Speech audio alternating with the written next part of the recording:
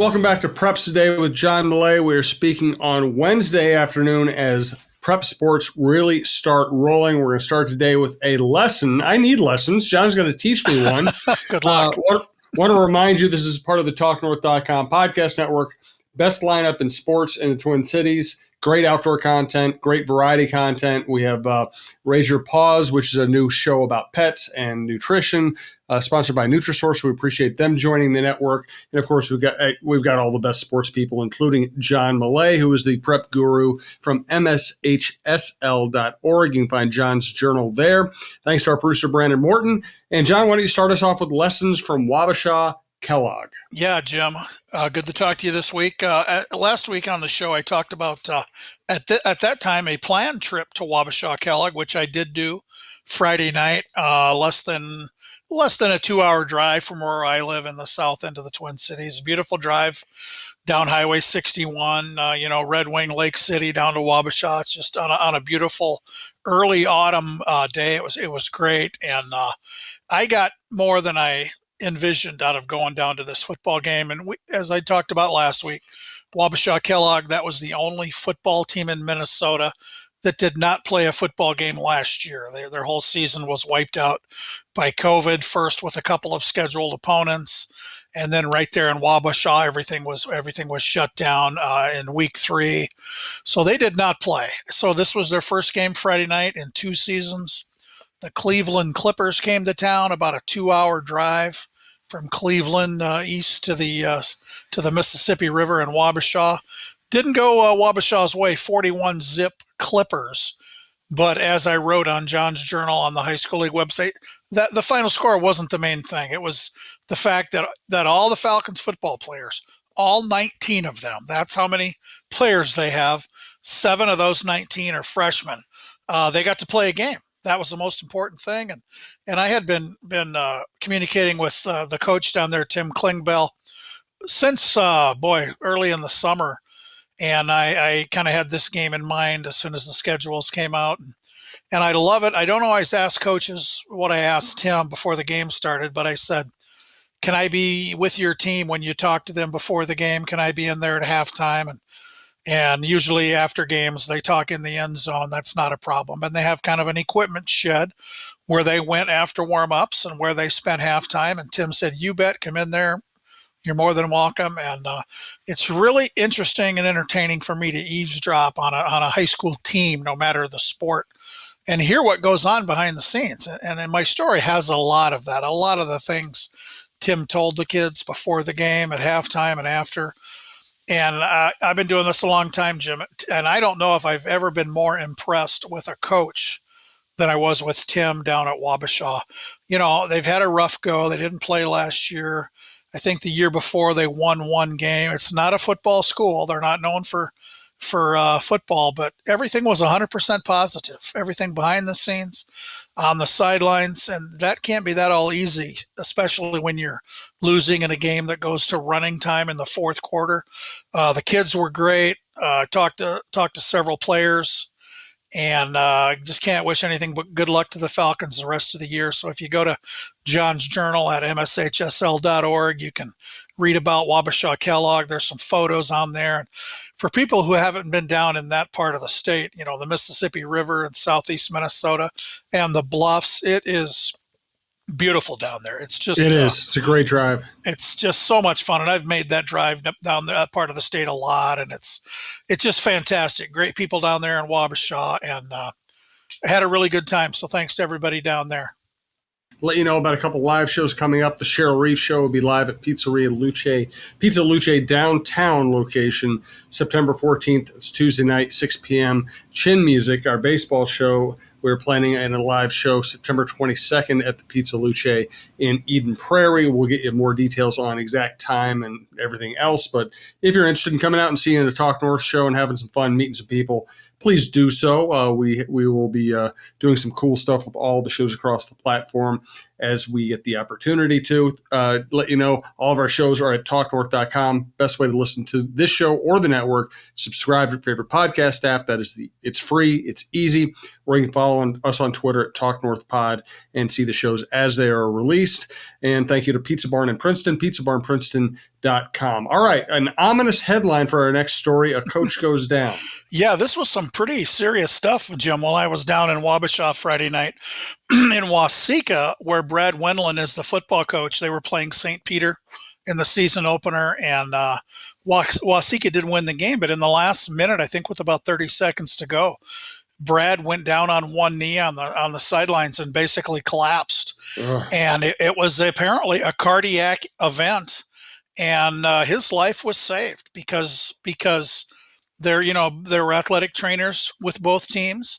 There was an AED on the sidelines, the automated external defibrillator, and paramedics came right away. There was a nurse in the stands who came down to help, and I saw a tweet from the Waseca Athletics Twitter account late Friday night after I was home from Wabasha, and I texted Joe Hedever, who's their AD down there, and we talked on the phone about midnight, and he was sitting in his car in the parking lot at the hospital in Mankato, and he had talked to Brad on the phone, and he said that was a great sign that Brad's up, he's conscious. I just talked to him on the phone, and this is scary stuff. When you get that defibrillator out and you shock somebody's heart to get it going, and they did chest compressions. But the ending is great. Brad, in fact, is home as of today on Wednesday. He tweeted thanks to everybody that he was home. He's not going to be back coaching for a while or teaching, I'm sure, but thank goodness there's a happy ending here. And I'm working on a story from the perspective of why we have AEDs on the sidelines. Why do schools have what at the high school league we call emergency action plans? In schools that really are serious about saving lives, they practice for things just like this. Everybody has an assignment. Like Joe, the AD, he was in the press box when this happened. One of his assignments, if he's on site, is to dial 911. He's doing that as he's running down the stairs. The ambulance got there right away. You have licensed athletic trainers. They know what to do. The defibrillator swings into action. They had a nurse there. So, in fact, I've been communicating with the Mayo Clinic today, and one number they gave me, in cases like this where someone has this type of cardiac event away from a hospital, 9 out of 10 of them die. So Brad Wendland from Waseca is in that 1 out of 10 who survive. So I'm putting together a story. I'm going to talk to Brad and Joe and the athletic trainers, and maybe next week we'll have a story here just from that perspective. How does this happen? What goes into making this story a happy ending instead of a tragic ending? So good luck to Brad down there. Good luck to the Waseca team. They're going to go to Marshall this Friday and play. Brad will not be with them, but he's resting at home, and it's a good story. I want to mention a couple of other health issues where people are coming together. The Crookston High School athletic department this past week, I think it was Monday night, had a free will offering during a volleyball match. Crookston hosted Red Lake Falls, and Alex Gullingsrud, his parents are Mike, who's a well-known official up there for all kinds of high school and college athletics. And Alex's mom, Nikki, is the volleyball coach at Red Lake Falls. And Alex was diagnosed with osteosarcoma on a tumor on his pelvic bone. Doctors also found some nodules on a lung. He has started chemotherapy. I think he's at the Mayo Clinic. We wish him the best. Another student in that area from Goodridge, Grigla, Dylan Wichterman, is also undergoing cancer treatment. So there'll be a fundraiser for both of those families on October 16th at the school in Grigla. They have a big volleyball tournament that day. There'll be bingo, silent auction, live auction, a beef brisket dinner, and a bake sale. And I have tentatively have that on my calendar. I got an email from somebody up there letting me know the details today. So I'm hoping to be there on October 16th to watch a nice volleyball tournament and see everybody work hard for those kids and those families. And we had a Grand Rapids football player, Andy Thompson, was injured a couple of weeks ago when they had their scrimmage before the season started. And it's a neck injury. He was flown down here to the Twin Cities underwent spinal fusion. The surgery was successful. He's in a halo brace with a lot of healing and therapy ahead. And if you want to donate to Andy Thompson from Grand Rapids, there's a GoFundMe page. If you just search GoFundMe and Andrew Thompson, Thomsen, you can help that family out. So just a lot of things that are bringing people together here, Jim. Not the things we like to see, but hopefully everything in the end comes out fine. I hope so. Yeah, and thank you for updating us on all those important stories. Let's take it. We're going to go to another ominous story here. Save our school boards. Before we do that, we do want to just bring you a little happy news. Pizza Barn in Princeton is still serving pizza, and they have a food truck. Very happy news. And I'm proud to announce that if you haven't seen the Pizza Barn Facebook page where Jody Stay, who runs the show there, does a lot of great videos. She has announced the September Pizza of the Month. It's a fan favorite. It's a Pizza of the Month, I think. Every year at some point, it's the mac and cheese pizza. We've talked about it before. Start with homemade crust, white cheddar mac and cheese. I'm a big fan of white cheddar mac and cheese anyway. They have a house blend cheese, then cheddar and mozzarella goes on, bacon. It goes in the oven, then it comes out, and they top it with breadcrumbs that they make right there for a little crunch with a little garlic flavor. I can't wait. And other breaking food truck news, the Pizza Barn food truck will be at Minnetonka High School Friday night this week when the Skippers meet Blaine in football. And there's a huge coincidence. I'm going to be there too Friday night. How about that? Interesting. How about that? So that'll be great. I think they're having several food trucks come in. This is a great thing for a big high school to do. You can really eat some good things, including all that stuff from the Pizza Barn.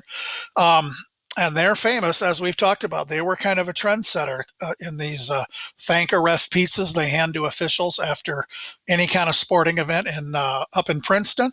Well, they're going to hand those to officials after the football game in Minnetonka. And there's a rumor that I will be personally delivering those pizzas to the officials Friday night in Minnetonka. So we'll see what happens there. I've done that before in Princeton. I've never done it away from Princeton. I'm not sure I'm up to it, but we'll see what happens. So yeah, thanks to the Pizza Barn, Jody and the whole crew, great supporters of everything in Princeton and the area, great supporters of this podcast, and we couldn't be prouder. That sounds like fun. We get to compare John Malay's real face to the one on the food truck. And how many people can say that face on a food truck? Boy, and we've been in that food truck too. We have. It's nice. I know Jody's smart enough to not let me in there when actual food is being prepared. No foraging bears in the cockpit. Exactly. And if you'd like to advertise with this program or anywhere at talknorth.com, you can reach Karen Cleary at KCLEARY@talknorth.com. Now let's get to save our school boards. Again, as I've mentioned many times on this show, my wife is a elementary school principal, and she's dealing with a lot of stuff, but I can't imagine what high school boards are dealing with right now. Yeah, you're right, Jim. And Jennifer Brooks, a news side columnist at the Star Tribune, where you are a sports columnist, where I used to work. Jennifer had a great column. She kind of outline the issues that school boards are having because citizens are coming to meetings and attacking the school board members. They're, sending them threatening emails and letters. Phone. I don't know. And she wrote this: furious people trying to scream school boards into submission. Board members are getting death threats and hate mail, and angry people showing up on their doorsteps or business places. There are school board members who need police escorts back to their cars after a night meeting. And, come on, people, we're better than that. It's just, I ran for school board once, and thankfully the voters were smart enough to not elect me. But I don't think I'd make that decision now. I don't know. Maybe I'd be more inclined to do it now because I think it's time for people to step up and for the people who get it, who understand health and safety. I think what we need to do is we need to actively show our support for our local school boards. We need to flood them with phone calls and emails and tell them how much we support them and how important they are. Thank them for doing this. It's a thankless job. I think we should all go to school board meetings, make signs of support instead of signs of non-support, and we can outnumber the people who are pulling this. They're misinformed, they're disinformed, and we can outnumber them. And I think we can do this, but bless those school board members and school administrators and teachers and staff, because they're doing important work, and even if not everybody's behind them, most of us are. And you just hit on it. Is the majority of Americans, I've seen all of the major polls, the majority of Americans believe in vaccinations, they believe in mask wearing, and they are respectful. But man, a vocal minority is a dangerous thing. Sure is. Sure is. All right, let's get to your 9/11 remembrance, John. Yeah, you and I remember that. Some Yep. people listening may be too young. It's been 20 years since September 11th, 2001. We remember it well. And that anniversary is Saturday. And in what has become an annual tradition for me, I'll post on John's Journal what I wrote for the Star Tribune 2 days later. It just holds up every year. It kind of talks about the importance of things like high school sports and activities in bringing people together. And back then, I think the day after 9/11, I spoke with the athletic director at Columbine High School in Colorado. We know what happened there. And just on how they dealt with tragedy and how high school activities and just high schools in general were a big part of that. And then I talked to somebody at Osceola High School in Wisconsin, where they had a major tragedy a few weeks before 9/11. So I'll be posting that here this week and leave it up through Saturday, Sunday probably. And I always get a good response from that. I just kind of started putting it up, and immediately when I started putting it up, when I was hired at the high school league, going on 12 years ago, people really seem to appreciate that, just that reminder. So I'm always happy to do it, and we'll do it again this year, and we'll keep doing it every September. Good. I'm glad you did. I remember you writing about that at the time, and I appreciate the work you put into it. What are your weekend plans, John? Yeah, I'm going to, I might be at a cross-country meet on Thursday in Montgomery. I've got something else before that I hope ends quickly. I can get out there. It's a big cross-country meet. I've been down there a couple times. There's 30 or 40 teams, boys and girls, JV races, varsity races. It's a good course on the beautiful golf course in Montgomery, and the weather this week is just as good as it could be for these kind of things. So I'm hoping to do that Thursday, and then I'll be at football games Friday and Saturday. As I said already, I'll be at Minnetonka Friday night. 7:00 kickoff against Blaine. The Pizza Bar and Food Truck will be there. And there's an interesting special teams person on the Blaine High School football team, Kendall Staden or Staden, I don't know. She's a young woman who plays soccer and also kicks for the Bengals football team from Blaine. She's going to play soccer for the University of Minnesota. Last week, Blaine won their season opener when she kicked a 31-yard field goal as time expired. And that's gotten a lot of publicity. And we've had female kickers. That's not that rare anymore, but I don't remember a game-winning field goal, on the last play of the game with a young lady out there kicking the ball. So way to go, Kendall. I'll see the Bengals and the Skippers Friday night. Saturday, I'm really looking forward to it. We talked about the Blooming Prairie Awesome Blossoms before. Mm-hmm. They were the runner-up in last year's famous high school nickname challenge. Just nosed out by the Moorhead Spuds in the championship match. The Blooming Prairie Blossoms have a 2:00 football game Saturday. Lester Prairie is the visiting team, so it's the Prairie versus Prairie. But there's a lot going on down there Saturday. It's their annual cancer fundraiser. The football team is going to wear pink jerseys during warm-ups. By rule, you can't do that during the actual game, but you can do that during warm-ups. There's a fun run walk. There's bingo. There's auctions to raise funds. And in all these years about writing about high school sports in Minnesota, I have never been to a game in Blooming Prairie. So we're going to fix that on Saturday. And I'm really looking forward to it. Again, the beautiful weather we're having, a Saturday afternoon high school football game in Blooming Prairie, Minnesota. I can't imagine much of anything better than that. If my memory serves me, and it doesn't always serve me, I think I coached some youth traveling softball in Blooming Prairie at one point. Yep. I've been down there. I interviewed a football player, but I didn't interview him till the following spring. He was also playing baseball. And people in Blooming Prairie, I apologize, I can't remember the specifics, the young man's name. He went on, I believe, to Winona State as a quarterback, big, tall, strong, super nice kid. And he had some some health issues, possibly was a cancer survivor, but this is years ago. So I just went down to a baseball practice and talked to him, and Chad Gimble, who's the football coach. I talked to Chad on the phone, and get this, Jim, I got an email from Chad yesterday. Chad's I emailed Allie Mock, who's the AD, and Chad, who's the football coach, letting them know I was planning to come down Saturday. So what they do in Blooming Prairie after home games, I don't know if they go to the coach's house after every game or if it rotates with different families, but after Saturday's game, the football team is going to Chad's house for a little meal, and they'll watch college football on TV.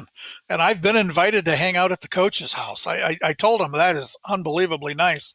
If I have enough time, I certainly will. But I may be hanging out with the Awesome Blossoms at the coach's house after the game. Now, I'm a bad influence on him, Coach. So let's rethink this. But we'll see what happens. But that's very nice of Chad to invite me to do that. Is it BYOP? Bring your own pork? Bring your own pretzels, pork, pizza. I don't know. Maybe I'll get some leftovers from the Pizza Barn food truck Friday night. And maybe Jody will just set me up with a couple pizzas that I can take down there, and we'll throw them in the oven. How about that? I'm sure she would do that. Last headline of the show. Thank you all for listening to TalkNorth.com. We do appreciate it. Last headline of the show hits me where I live. Thank a student newspaper. We have a journalism-related note. I saw a tweet. I was tagged in this tweet from the Proctor Mallet. The Mallet is the school newspaper up north at Proctor High School, just outside of Duluth. As the school year begins, the Mallet is beginning its 96th continuous year of publishing. 96 years for that high school student paper. That's unbelievable. What a great tradition. We hear about high school traditions all the time. That one is pretty good. And they do a great job on Twitter. I followed them for a long time. And that's how I learned of this 96th anniversary of the Proctor Mallet. I was notified via Twitter, which I don't believe was available 96 years ago. Back then, they would have had to write me a letter and put it in the mail, I assume. Back then, you had to insult people face to face. That's right. You really had to be serious. You had to work at it. Well, that's great. And, I will offer this personal note as, at the juncture of sports and journalism. High school sports, I moved from Maryland co-ed school to St. Louis all-boys high school after my freshman year. So all the cliques were set. I didn't, there were no girls to talk to. It was kind of a miserable year. And my first year and a half at the new high school was miserable. I was miserable. And what kind of got me out of my funk was going to a track day, whatever you call it, a field day. Yeah. And actually, I with no training, I ran fairly fast. The track coach came over, recruited me. I ended up running cross country and track. And the fact that I got involved, I wasn't very good, but I just did it. I was good enough to be on varsity, not particularly good. The fact that I was on varsity and the school newspaper wasn't writing about track and cross country led me to go and ask if they would cover it. And they said, no. I said, what if I write about it? And they said, yes. And 6 months later, I'm the sports editor of the school newspaper. My senior year, University of Missouri Journalism School's 2 hours away, in-state tuition. It set me on the path that led me to get to talk to Brandon Morton and John Millay once a week. If you'd only known then, you'd have become a pharmacist or a doctor or something. So school papers are really important, as are all. And we talk about a lot about sports here, but we also talk about other activities. Being involved at your high school, getting off the couch is important. It really is. I went to a tiny high school in Iowa. Our kids went to a big suburban high school here, and my wife and I, we grew up in the same town, same high school, a year apart. We participated in everything we could, and our kids here at a giant high school, same thing. They a lot more options. They chose what they wanted to do, had great experiences, were always busy. Had their friends that they still have today. They're all in their 30s, and there's nothing better than being involved and just having those opportunities. Good stuff as always, John. Thanks again to Brandon. Thank you for listening. We'll be back with more food updates next week. Yum.